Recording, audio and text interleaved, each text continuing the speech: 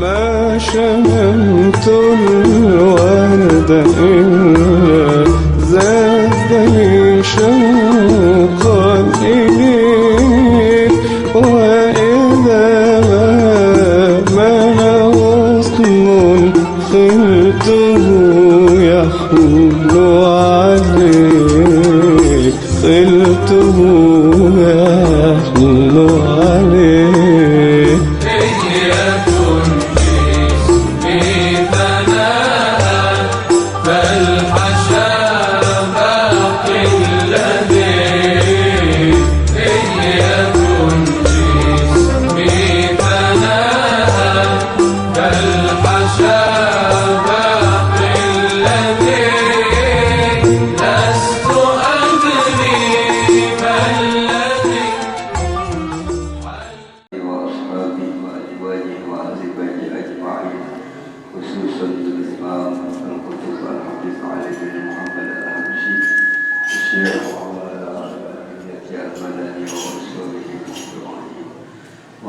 سلسلتهم والآخذين عنهم والمنتسبين إليهم إن الله إذا غشاهم المحضر والموقع ولكل نية صالحة وإلى حضرة النبي صلى الله عليه وسلم سيء لله لهم والفاتحة.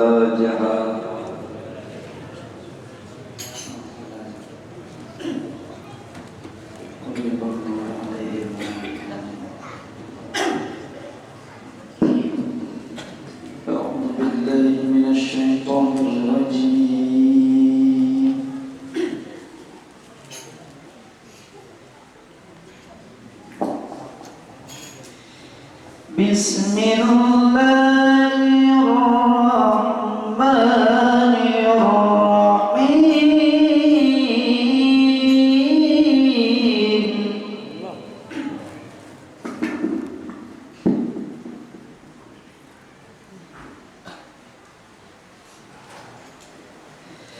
ما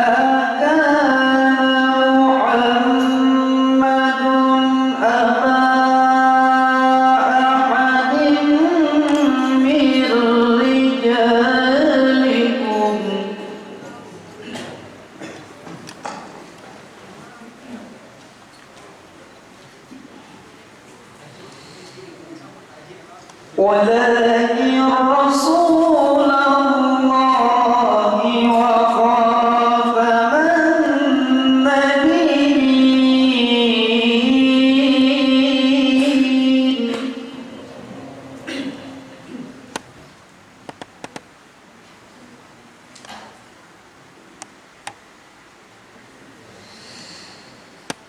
وكان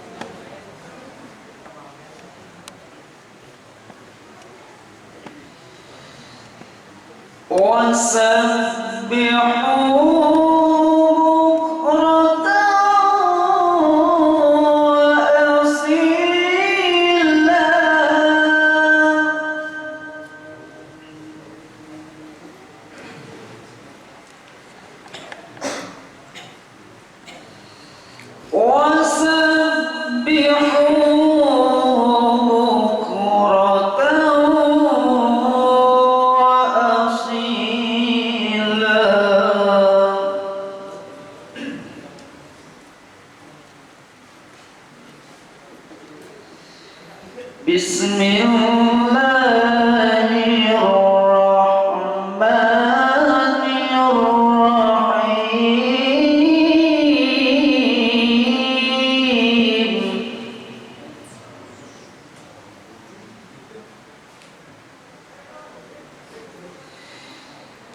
إن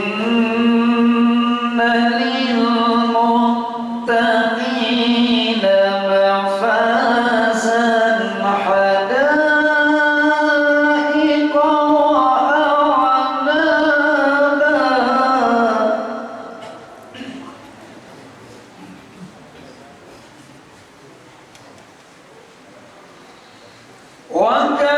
وكواعب أترابا وكأسا دهاقا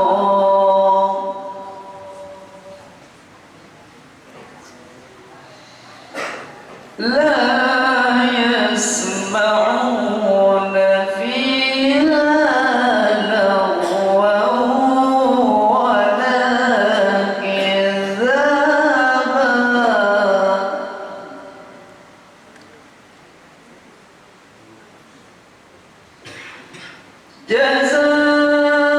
جزاء من ربك عطاء حسابا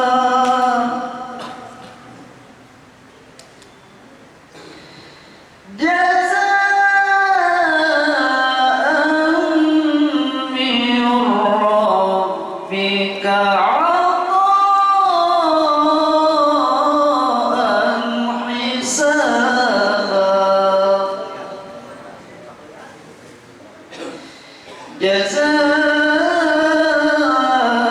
جزاء من ربك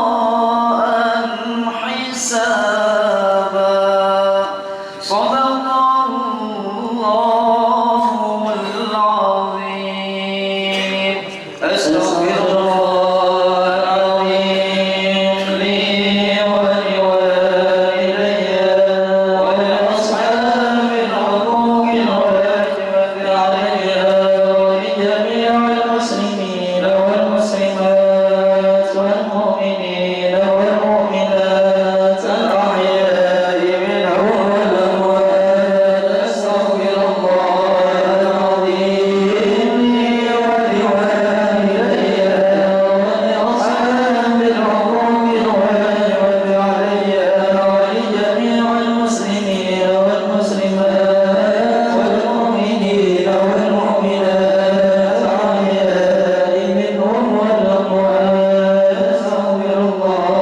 العظيم لي ولوالدي ولأصحاب الحقوق الواجبة عليها ولجميع المسلمين والمسلمات والمؤمنين والمؤمنات الأحياء منهم والأموات يا أيها الراجون منهم شفاعة صلوا عليه وسلموا تسليما اللهم صل وسلم وبارك عليه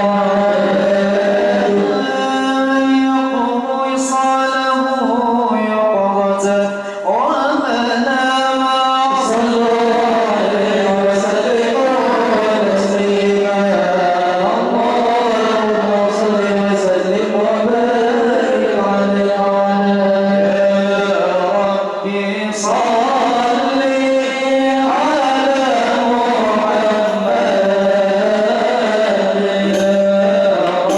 ربي صل عليه وسلم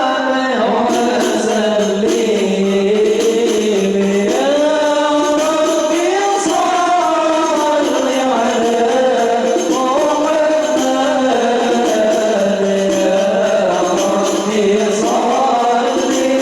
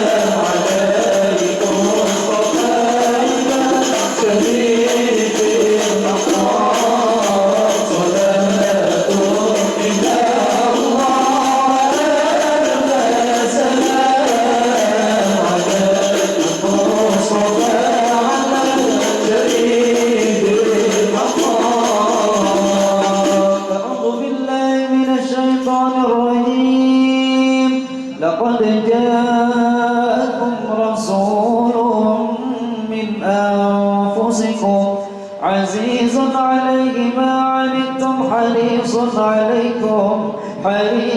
عليكم بالمؤمنين رؤوف رحيم فإن تولوا فقل حسبي الله لا إله إلا هو عليه توكلت وهو رب العرش العظيم إن الله وملائكته يصلون على النبي يا أيها الذين آمنوا صلوا عليه وسلموا تسليما اللهم صل وسلم وبارك عليه وعلى بسم الله الرحمن الرحيم الحمد لله الذي قد أوجد من نوره نورا به عم الهدى سبق العوالم في الوجود بأسرها فالكل منه في الحقيقة مبتدى أعلي بذلك نور من ساد الورى وزكت عناصره الشريفة محتدى المصطفى خير الخلائق من سما وعلى ملك السيادة سودنا صلى عليه مسلما مولاه وآل له وصحب ما نجم بدا ورحمة للعالمين ونعمة فاضت على كل البرية بالندى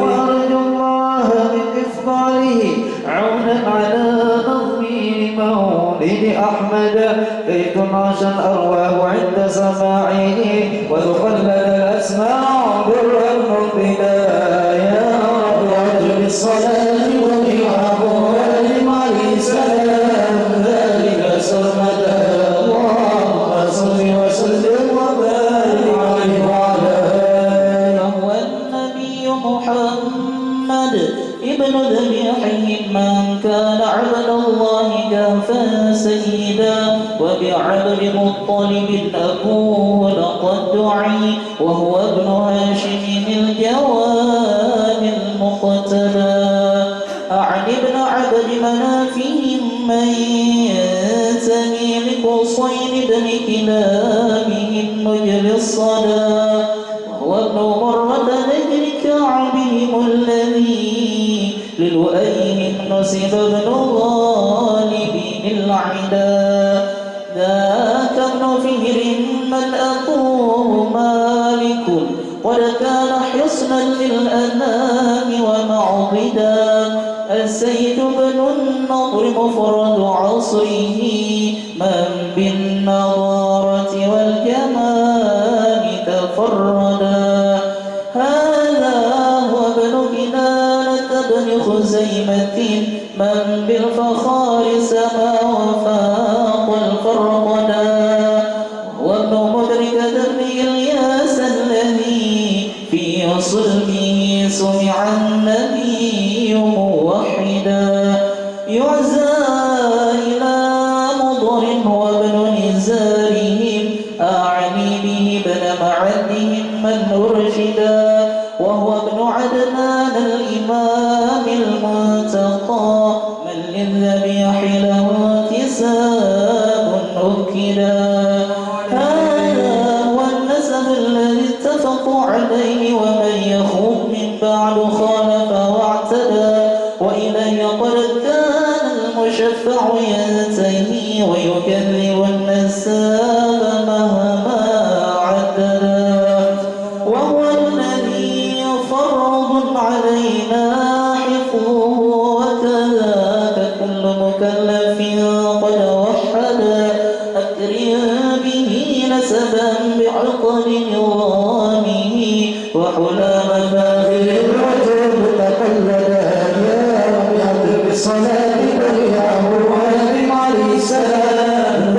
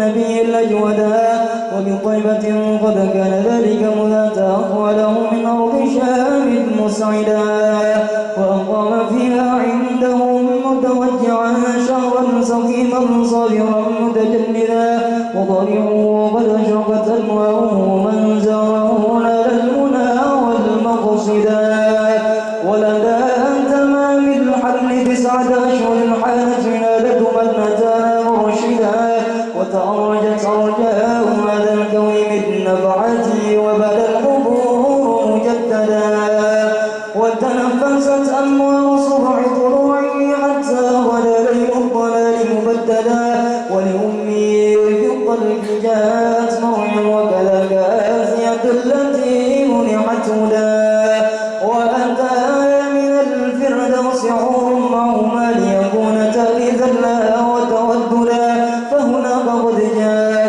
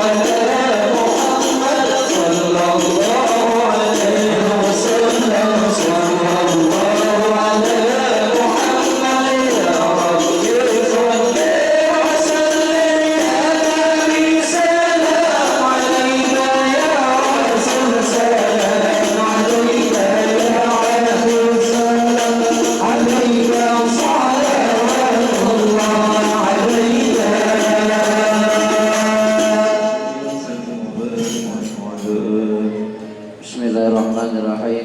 Alhamdulillahirabbil alamin. Allahumma shalli wa sallim ala sayyidina Muhammad wa ala alihi wa sahbihi ajma'in. Wa ilahuna qad tamma ma rubnahu min nazmi fi mawlidihi sa'an mutafarrida. فنسأل المولى المقدس ونقول يا من إليه المنتهى والمبتدا العب يا غوث العباد بجاهكم برطوب لنا معينا منجدا وعلى عونك لسان فاجنا والكل بحق جميل معودا وبما تؤمن يا كريم فجد لنا فضلا وكن بجود منك مزودا وارض بسلب النفس شهوات حب فؤادا في هواه تقيدا ومن الجرائم تب علينا واهدنا واغفر لكل ما جنى وتعمدا وامن بعافية للمرضى وجبر قياما بالمكارم عودا وبحلة الإيمان حل قلوبنا ولها بأنوار المعارف أسعدا وإلى سواك فلا تكلنا واسقنا غيثا مغيثا للبرية جيدا أحرص موضوعها وجزل خيره واغفر لمن قد رمى سوءا أوردا وكذا بلاد المسلمين فضلا جمعا وبالفرج القريب تعمدا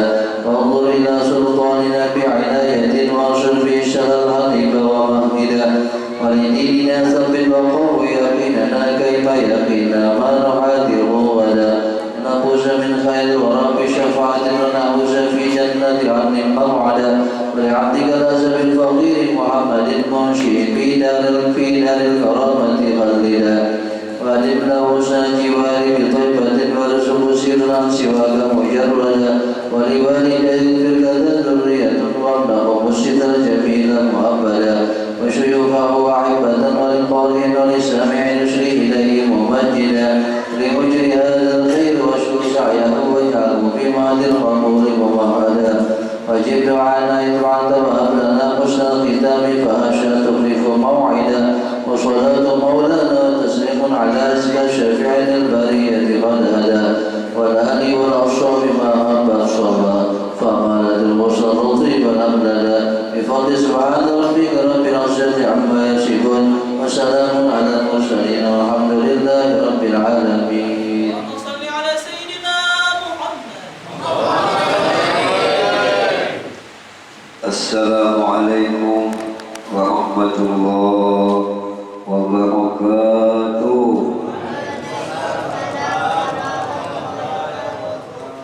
الحمد لله الذي شرفنا بنبينا المعظم والصلاة والسلام على سيد الأعراب والعجم وعلى آله وأصحابه والتابعين لهم بإحسان إلى يوم الجحام. سبحانك لا علم لنا إلا ما علمتنا إنك أنت العليم الحكيم ولا حول ولا قوة إلا بالله العلي العظيم. اللهم صل على سيدنا ونبينا وحبيبنا وشفيعنا ومولانا محمد وعلى آله وأصحابه وسلم واجعلنا وذريتنا وأهل بيتنا والمسلمين من خيار أمتي ومن أهل الشفاعة برحمتك يا أرحم الراحمين. Yang sama-sama kita hormati dan yang kita cintai para habaib, para alim ulama, guru-guru agama, tokoh-tokoh masyarakat, bapak-bapak, ibu-ibu, para pencinta Rasulullah Sallallahu Alaihi Wasallam. Alhamdulillah dengan rahmatnya Allah dan inayahnya pada ini malam kita semua dikumpulkan Allah Subhanahu wa Ta'ala di majlis yang mulia, di tempat yang penuh berkah, dengan niat yang sama, dengan tujuan yang mulia, acara peringatan Maulid Nabi Sallallahu Alaihi Wasallam. Mudah-mudahan dengan dekat Rasulullah, dekat Maulid Rasulullah, dekat anak cucu Rasulullah, dekat para alim ulama, pewaris Rasulullah, dekat umat-umat Rasulullah. Semua dosa-dosa kita diampuni Allah Subhanahu wa Ta'ala. Diampunilah semua dosa-dosa ibu bapa kita, dikabulkan semua hajat kita, diangkat semua penyakit kita, dan utama penyakit yang penuh di dalam batin hati kita. Ditingkatkan keimanan, ketakwaan, rasa kecintaan kepada Allah, kepada Rasulullah, kepada awliya wassalihin. Dimudahkan kita semua mengamalkan ajaran Rasulullah, menghidupkan sunnah-sunnah Rasulullah, mendapat keberkahan daripada Allah, mendapat syafaatnya Rasulullah, syafaatnya awliya wassalihin. Dikumpulkannya nantinya kita semua di dalam surganya bersama-sama Rasulullah, bersama-sama awliya wassalihin. Amin ya rabbal alamin. Allah Subhanahu wa Ta'ala telah mengingatkan kepada kita semua dalam firman-Nya, qul bi fadlillah wa bi rahmatihi fa bidzalika falyafrahu huwa khairum mimma yajma'un. Wahai kekasihku Muhammad, sampaikanlah kepada semua umat dengan anugerahnya Allah, dengan rahmatnya Allah, hendaklah semua umat itu seluruh hatinya senang, jangan lagi hati kita sedih. Hati kita mau memandang Allah, memandang sifatnya Allah, itulah modal supaya hati kita senang. Senangnya hati dengan pandangan batin kepada Allah itu paling baik daripada pangkat yang kita inginkan, lebih bagus daripada harta yang kita kumpulkan. Dalam ini ayat Allah dan Nabi memberitahukan kepada kita harus belajarmu. Dengan apa jalannya ilmu? Kita bisi Tuhan yang maha kaya, yang maha kuasa, yang maha segala-galanya. Pengerasaan renang ada iman, nampaklah rahmatnya Allah, nampaklah anugerahnya Allah Subhanahu wa Ta'ala. Jadi jangan lagi kita sedih, jangan lagi hati kita duka cita, jangan lagi hati kita pusing sampai muka kayak musang. Apabila masih hati kita sedih, masih hati kita duka cita, menunjukkan kita belum kuat iman, menunjukkan kita belum kenal dengan Tuhan.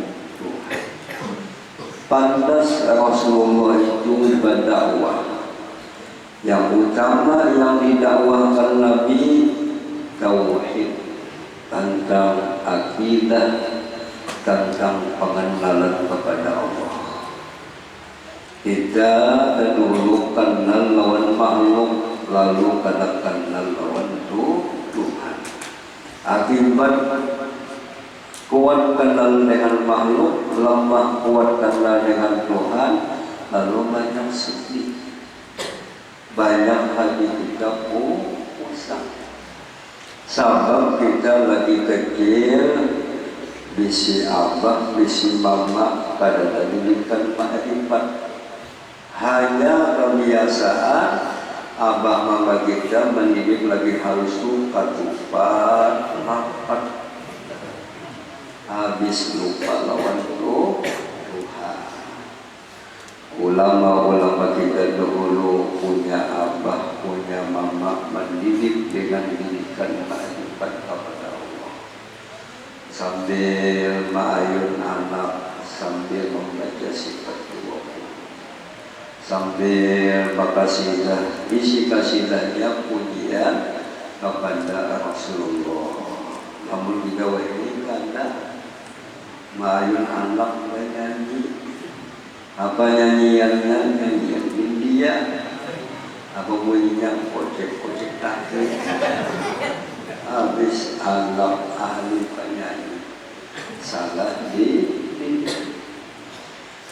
ulama-ulama kita dulu apabila punya anak sudah bisa berbicara, bila lantik berucap abah datang membawa ahli-ahli berunta bakal menjemput bayi apa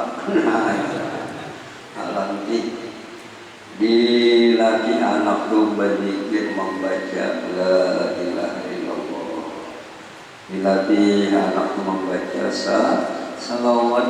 Jadi mulai lagi halus belum balik kenal dengan Allah, kenal dengan Rasulullah. Kita kebiasaan melatih anakku pada berzikir, pada bersalawat, hanya latihannya pokok. Kadang membaca uki habis anak lupa lawan. Nah jadi penting dikaji sifat 20, harus kita kenal yang menimbulkan rasa cinta. Kalau sudah cintanya melekat, apapun perintah Allah sulit jadi mudah. Kayak kita dulu sudah cintanya melekat, kaji giginya rasa coklat. Nah, kalau sudah cinta lawan Tuhan, cinta lawan Nabi, mudah kita mengamalkan perintah Nabi, perintah Tuhan. Mudah kita itu meninggalkan larangan-larangan Allah, larangan-larangan Nabi. Nah, jadi penting kita tuh belajar tauhid, belajar sifat 20 lawan nang ahlinya. Dikahendak ahli di sini orang sudah mengalami, orang sudah luas pengalamannya. Sama pian pala hendak bermimpi, ada pengalaman ada Allah. Harus belajar yang orang kucing nggak belajarnya. Nah, belajar ilmu kawin lawan kawan yang sudah bermimpi. Apalagi kawan ini pembinian. Ahli pada sini, di sini juga itu asli. Barisnya beruang baru. Nah, jadi mengaji lawan ahlinya, maksud ahlinya itu yang betul-betul paham. Ja'al rahum berpasku dan tu mengaji lawan yang menunjuk ulama yang betul-betul paham. Bukan mengaji itu lawan yang sebanyak kayak kipas angin. Yang penting paham, mengerti masalah ilmu. Para ulama ada pendapat maksud di fadlillah wa bi rahmatihi, kita ilmu dengan apa? Dengan kita punya Nabi. Nabi Muhammad itu godamnya rahmat. Nabi Muhammad itu godamnya anugerah Tuhan. Dalam dalail disebutkan oleh Syekh Sulaiman Al-Jaduli, asma'u sayyidina wa maulana Muhammad mi'atani wa wahid. Jumlah nama Nabi Muhammad itu menurut Syekh Sulaiman Al-Jaduli ada 201. Salah satu nama Nabi Sayyiduna Fadlullah, Sayyiduna Rahmatullah. Kita misi Nabi Muhammad, Nabi yang paling rupanya baik, jasadnya sangat baik, palung Nabi harum, awak Nabi bercahaya. Kadada awak Nabi itu ambayang, kamu kita ambayang, awak kana ambayang kayak antuk. Nabi Muhammad kada ambayang, kalah ambayang, sinaran badai pun kalah dengan bercahayaannya. Rasulullah Shallallahu Alaihi Wasallam ini Nabi kita, dan kita adalah menjadi umat Nabi, umat yang paling baik. Di mana bintangan Nabi Muhammad umatnya paling baik? Umat Nabi Muhammad apabila melakukan amal kebaikan satu, pahalanya 10. Kalau umat Nabi Musa, umat Nabi Ibrahimnya kan, apabila beramal kebaikan hanya satu-satunya ya. Kalau umat Nabi Muhammad dilipat gandakan pahalanya. Apakah lagi yang beramal di bulan-bulan yang mulia, bulan Rajab, bulan Muharram, bulan Dzulqa'dah, Dzulhijjah, lebih lagi pahalanya berlipat ganda. Kalau umat Nabi Muhammad malam melakukan dosa atau siang melakukan dosa, ada tertulis di pintu rumahnya. Kalau umat Nabi yang lain melakukan dosa, langsung bertulis ini dosa yang bedung semalaman. Ditulis umat Nabi Muhammad ada ya. Nanti keuntungannya umat Nabi Muhammad lebih baik daripada umat yang lain.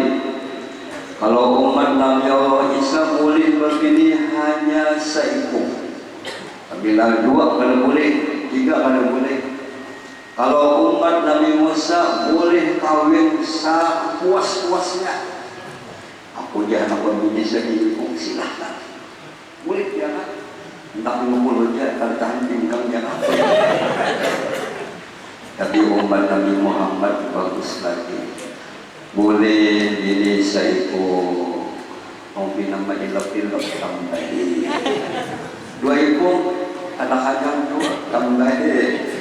Boleh 4, asal adil, asal mamanya mau dimaduakan, nah, boleh.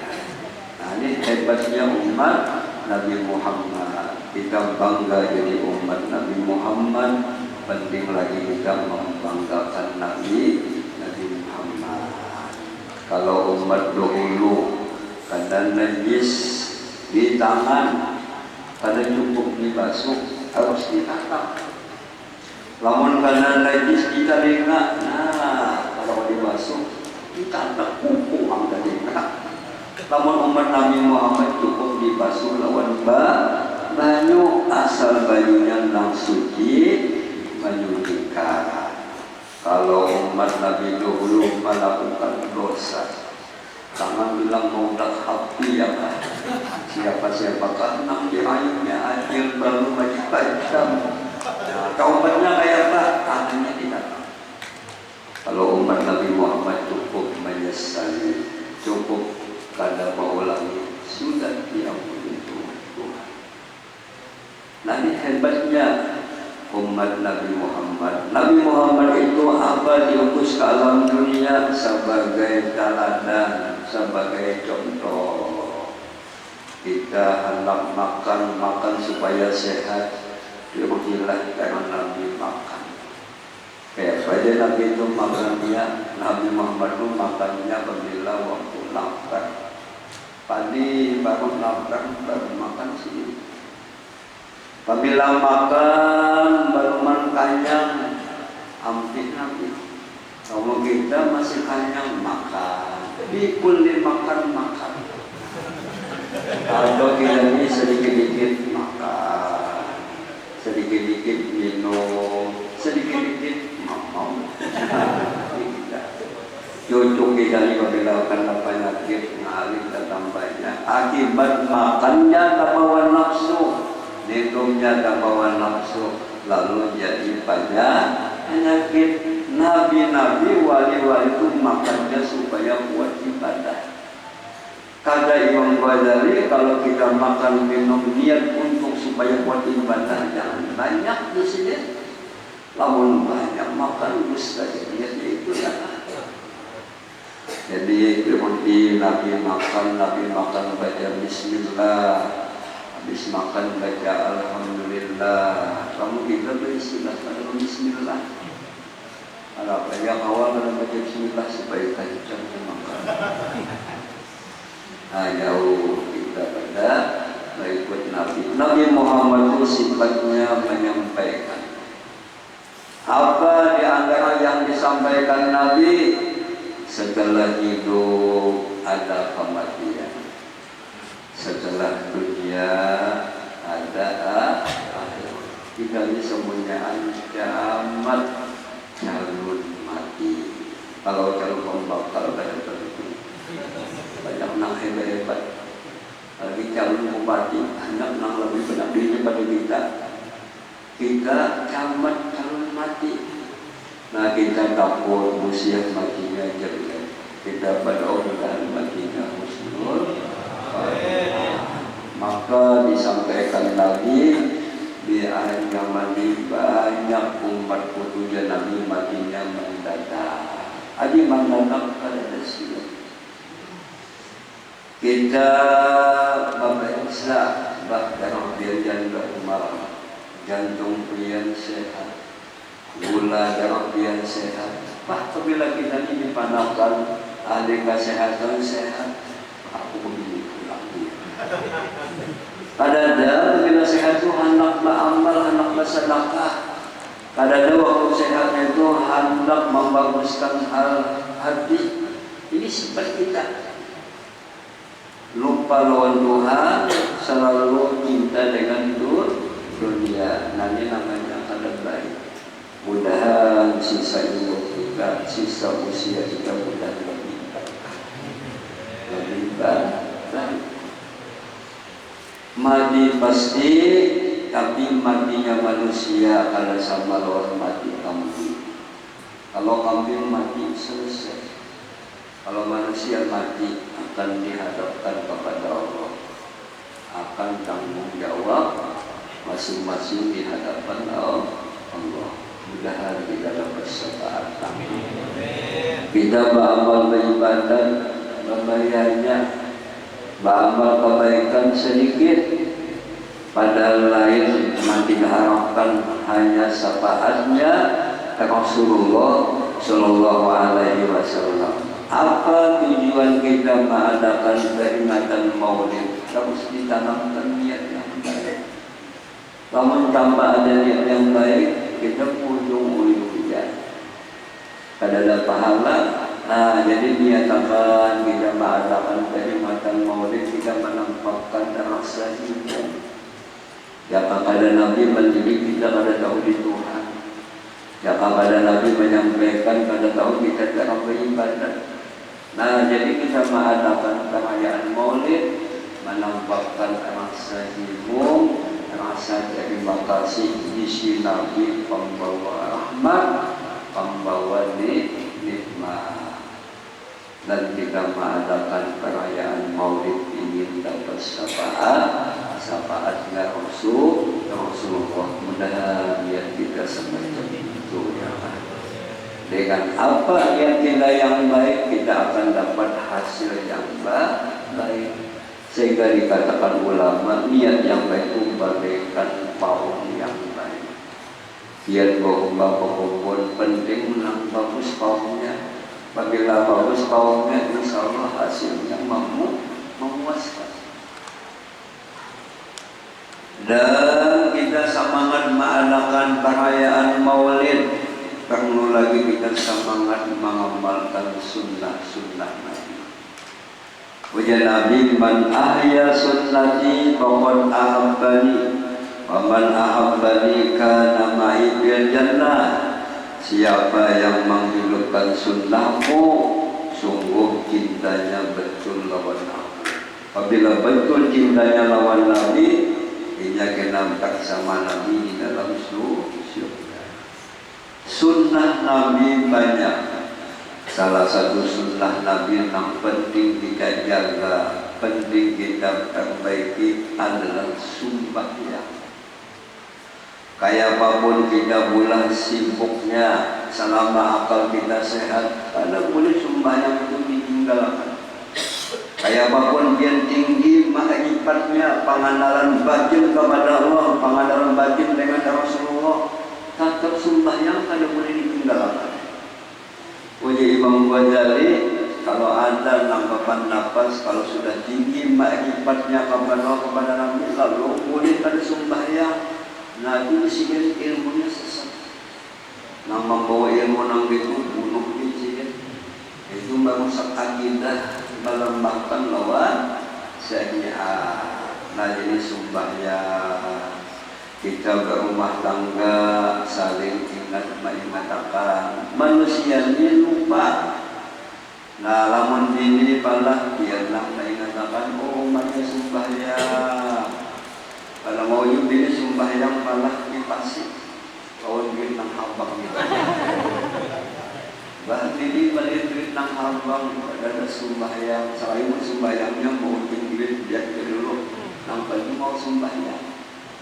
Gini pulang bertahun, kenapa ya tambahan upahannya? Ada aja lagi tambahnya kita kakak lampu pulang sekali. Pulangannya pulang.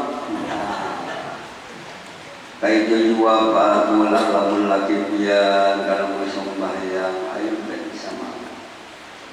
Jika mamanya sembahyang sebuah kewajiban kita lawan Tuhan. Sembahyang ini hubungan kita lawan Tuhan.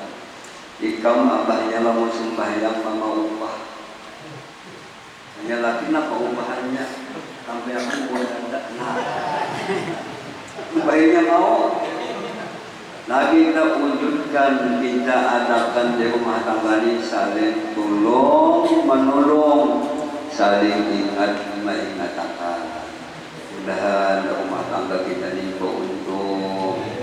Apa dan beruntung tawaduk, senang menerima nasihat, senang menyampaikan nasihat.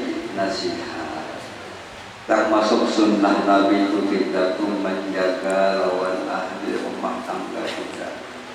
Kemana ini berjalan siapa awalnya harus kita juga. Kita lihat ini pada malam umur 12 kita berpendek semangat di mana. Hai Pak apian dia haruskan dulu ada disempatkan masalah ini saling itu sudah sampai apa yang disampaikan Nabi. Ada karena akhir zaman itu tetangga menjinahi tetangganya. Kenapa jadi pilih selingkuh? Abahnya sibuk berdagang, sibuk bergaul. Kasihan bini nganga. Harus kita perhatian. Sesibuk apapun digawir makanya. Anak awal menjes kan dijabayakan. Nah, ada hak anak kewajiban. Maka selingkuh ini mulah pada Nidi bisa selingkuh. Kalau sudah Tuhan, ada tak nafsu, bisa jadi Tuhan menjadi Tuhan lagi. Ini bisa ya kan? Jadi harus campur, harus kita bertanggung jawab. Kita doakan anak ini dan didoakan ini sunnah Nabi. Kayak berjalan supaya anak didik kita selamat, harus kita sampaikan ilmu agama. Kita nasihati dengan nasihat yang disampaikan oleh Rasulullah SAW. Nabi Muhammad itu sifatnya hanya ketujuh berdoa. Kita pun di akhir zaman ini banyak-banyak berdoa. Akhir zaman ini macam-macam fitnah, macam-macam masalah. Pada jalan harus kita kembali kepada Tuhan. Harus kita pakai hukum-hukum Tuhan. Lamun hendak salam. Pakai hukum Nabi, pakai nasihat Nabi. Ikutilah akhlak Nabi. Apa akhlak Nabi? Selalu berdoa.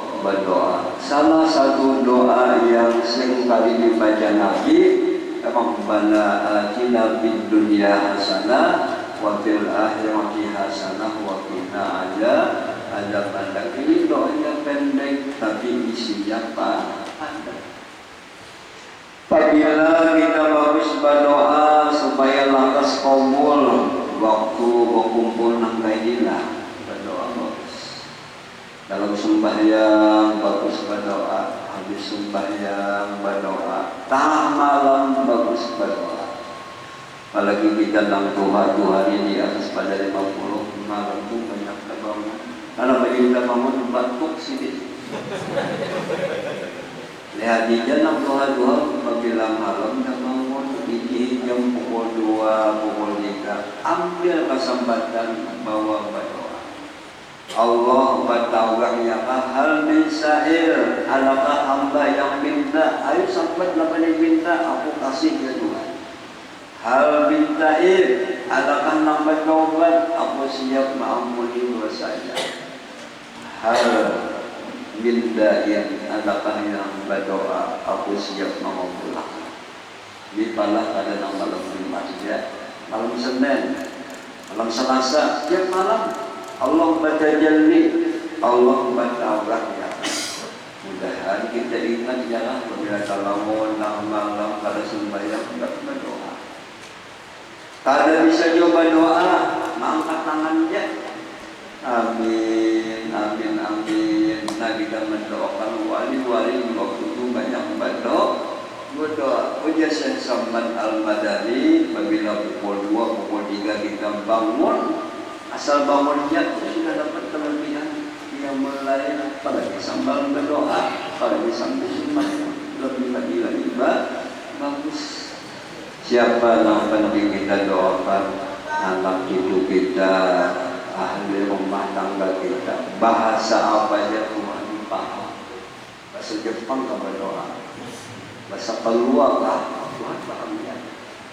Nah, jadi bagus berdoa. Sunnah Nabi dipakai, termasuk sunnah Nabi itu sembahyang berjamaah. Nanti alhamdulillah di masa kita ini masjid bagus-bagus, musola bagus-bagus. Musola dan masjid ini tempat ibadah. Gasan sembahyang, gasan kita pengajian. Jangan sampai masjid dan musola ini disambat balai sambaguna ayam kalau di masjid. Ambil masuk masjid. Nah ini umur apa? Nah sembahyang berjamaah. Apabila sembahyang berjamaah pasti kita ingat Tuhan. Sekalipun imamnya mengalamun, ada ingat lawan Tuhan, tapi ada di antara jamaahnya yang hatinya ingat. Nah ditulis Tuhan sembahyangnya jadi bagus, kita ingat Tuhan. Atau andai kata imamnya mengalamun, makmumnya sudahnya mengalamun, tapi insya Allah kita iman Tuhan. Kata ulama sembahyang berjamaah kelebihannya qabul diterima. Di mana bintangan Allah Taala mau menerima, Tuhan memandang mau berkumpul. Imam dan makmum mau berkumpul, di tanda hatinya baik. Kalau hatinya ada dandan, hatinya sombong, kita mau berkumpul. Nah jadi bagusnya sembahyang berjamaah. Penting kita umat Nabi, umat Islam menampakkan kekuatan Islam. Kekuatan Islam, kejayaan Islam itu di dalam berjamaah. Berkumpul. Apabila kampung itu menjala sembahyang berjamaah, intinya juga kehadiran. Usahanya dirahmati Tuhan. Namun-namun kita menjadi umat yang pandai menggembirakan Rasulullah. Dalam menggembirakan Rasulullah kita berkumpul-kumpul dalam kebaikan, menuntut ilmu, mengamalkan ilmu. Karena awal seminggu sama ini kembali ilmu sampai malam. Dipaksa, dibiasakan. Rasulullah Shallallahu Alaihi Wasallam menyampaikan dalam hadisnya, man asyarat alaihi hajatun falyuqasim bis-shalah alayya fa innaha taksiful humum wal humum wa tukassirul akhlaq wa tuqda al-hawaii.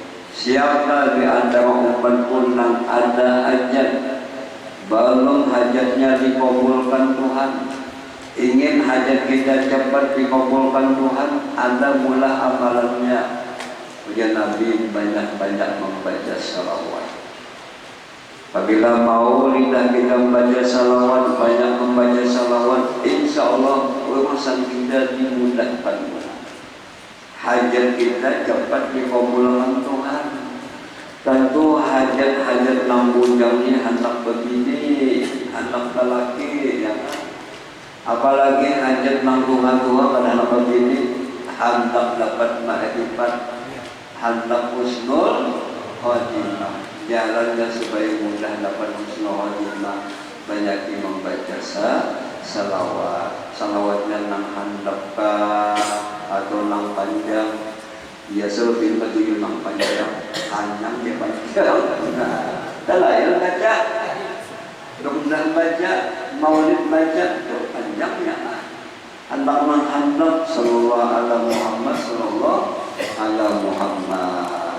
Nah paling sedikit salawat itu dibaca 300 kali.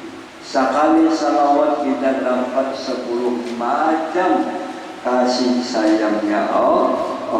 Di antara 10 macam rahmat itu kita akan dimasukkan Allah di dalam surganya. Mudah-mudahan kita dimudahkan bersama. Sebab Nabi Muhammad ini makhluk yang paling hebat, makhluk yang disempurnakan itu Tuhan. Nah dalam kesempatan ini ulun ingin mengijazahkan sebuah kitab. Kitab itu judulnya An-Nurul Mubin. Isinya kisah akhlak Nabi, kisah mukjizat Nabi. Kayak bahkan anak cinta lawan Nabi, namun ada tahu kisahnya. Di situ ada nasihat-nasihat Nabi, di situ ada doa-doa Nabi.